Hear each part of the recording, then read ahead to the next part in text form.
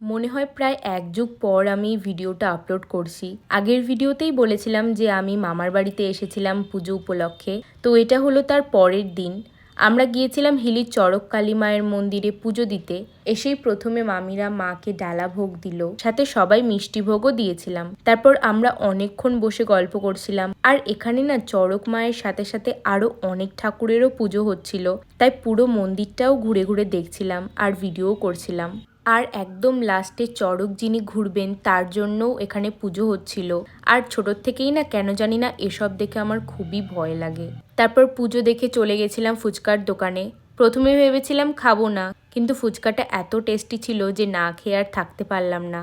এখানে মামিরা বাড়ির জন্য ঝড়ার খুঁটি কিনলো, আর ভালো জায়গা পেলেই তো দিদি ফটো তুলতে দাঁড়িয়ে পড়ছিল। তারপর পুরো মেলাটা ঘুরে ঘুরে দেখছিলাম সবাই।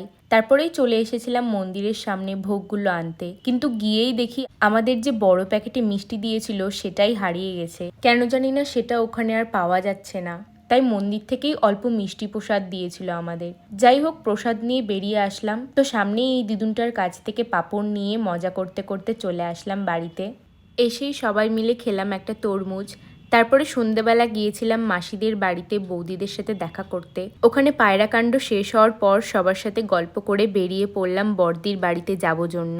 যাওয়ার পথে এসেছিলাম এই চপের দোকানটায়। যেহেতু দিদি আজকে চপ খেতে পারবে না, তাই জন্য ও মুখটা মনে হয় এরকম করে রেখেছিল। যাই হোক, আমি খেয়েছিলাম আলুর চপ আর 1 প্লেট ঘুগনি।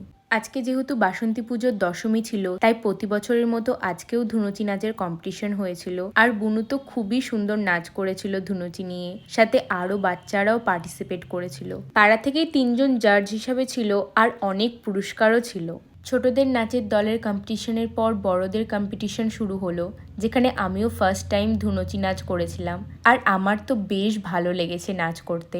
এই জেঠিমাটা না কতগুলো ধুনুচি নিয়ে নাচ করেছিল, যেটা দেখেই অবাক লাগছিল। তারপর আমি আর দিদি আদির সাথে একটু খেলছিলাম, আর আদিও কত রকমের মুখের ভাব করছিল। সবার সাথে গল্প করতে করতে ছেলেদের ধুনুচি নাচও দেখছিলাম। তারপর খেতে চলে আসলাম। আজকে দিদি লুচি করেছিল, সাথে ছিল 2 রকমের পায়েস আর আলুর তরকারি। সবার শেষে পুরস্কার বিতরণ হলো, আর বুনুও 3rd প্রাইজ পেয়েছিল ধুনুচি নাচে। তো এভাবেই আমার আজকের দিনটা কাটলো। তো দেখা হচ্ছে আবার নেক্সট কোনো ভিডিওতে।